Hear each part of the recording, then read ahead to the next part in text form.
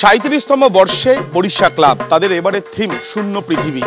এই পৃথিবী আর ৫টা মানুষের নয়, এই পৃথিবী সার্কাসের, যেখানে জোকার থেকে আরম্ভ করে বিভিন্ন পারফর্ম যারা করেন তাদের জীবন কথা এখানে লেখা রয়েছে।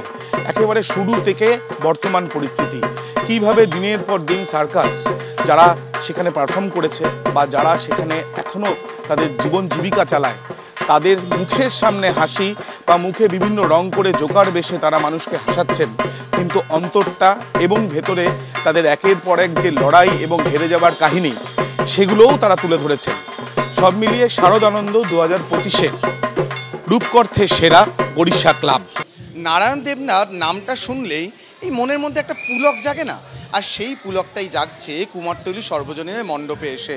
গোটা মণ্ডপ জুড়ে নারায়ণ দেবনাথের উপস্থিতি। তার চরিত্র, সে বাঁটুল হোক, হাঁদাবোদা হোক, নন্টে ফন্টে হোক, কেলটু হোক, আর সুপারিনটেন্ডেন্ট পিসেমশাই তো আছেনই, তার চরিত্ররা গোটা মণ্ডপ জুড়ে কথা বলছে, গান গাইছে, খেলা করে বেড়াচ্ছে। আর থিমের নাম দেওয়া হয়েছে নারায়ণী নমস্তুতে। আর তারাই যদি একটা দুর্গাপুজো করে, তাহলে সেই দুর্গাপুজো কেমন হবে? এই ধরুন দুর্গা পুজো হবে, সবই তো গোলমাল হয়ে যায়। দুর্গার মূর্তিটা পাওয়া গেল বটে, কিন্তু লক্ষ্মী খুঁজতে গিয়ে দেখা যাচ্ছে কারোর বাড়ি থেকে পট আনতে হচ্ছে। গণেশ, কারোর বাড়িতে তো মূর্তি থাকেই, সেই একটা বসিয়ে দেওয়া হলো।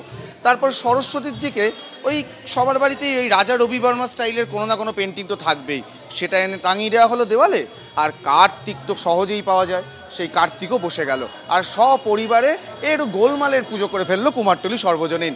আর এই গোলমালের পুজো শিশু মনে সেরা পুজো, তাই তাদের হাতেই এবার পুরস্কার তুলে দেওয়ার পালা। কুমারটুলি সর্বজনীনের উদ্যোক্তারা রয়েছেন, সবার হাতেই পুরস্কার তুলে দিচ্ছে। কুমারটুলি সর্বজনীন এবছরের অন্যতম সেরা পুজো। আর দেখতেই পাচ্ছি কত মানুষ ইতিমধ্যে ষষ্ঠীর সকালে এখানে ভিড় করতে শুরু করেছেন, কারণ প্রত্যেকেই নারায়ণ দেবনাথের জাদুতে মজতে চাইছেন। ক্যামেরায় প্রবীর সামন্তের সঙ্গে অরিচিক ভট্টাচার্য, এবিপি আনন্দ, কলকাতা। লেক কালীবাড়ি, তার গর্ভগৃহে প্রতিষ্ঠিত রয়েছেন 108 করুণাময়ী কালী। তবে শুধু কালীর মূর্তি যে প্রতিষ্ঠা করা হয়েছে তাই নয়, সেখানে রয়েছে দেবী দুর্গার মূর্তিও। আগে লেক কালীবাড়িতে দুর্গাপুজোর আয়োজন করা হতো মন্দিরের মধ্যেই, কিন্তু সময় পাল্টেছে। শেষ 10 বছর আয়োজন করা হয় দুর্গাপুজোর মন্দিরের ঠিক উল্টো দিকের প্রাঙ্গণে। এখানে আমরা দেখতে পাচ্ছি সেই মূর্তি, তবে থিম বা আলোকসজ্জা নয়। লেক কালীবাড়ির পুজো মূলত হচ্ছে সাত্ত্বিকতার সঙ্গে, নির্দিষ্ট নিয়ম মেনে। আর সেই কারণেই বহু মানুষ আসেন এখানে পুজো দিতে।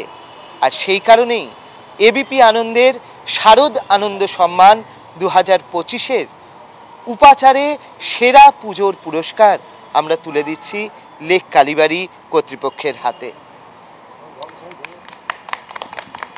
ক্যামেরায় শান্তনু দত্তের সঙ্গে অর্ণব মুখোপাধ্যায়, এবিপি আনন্দ, কলকাতা।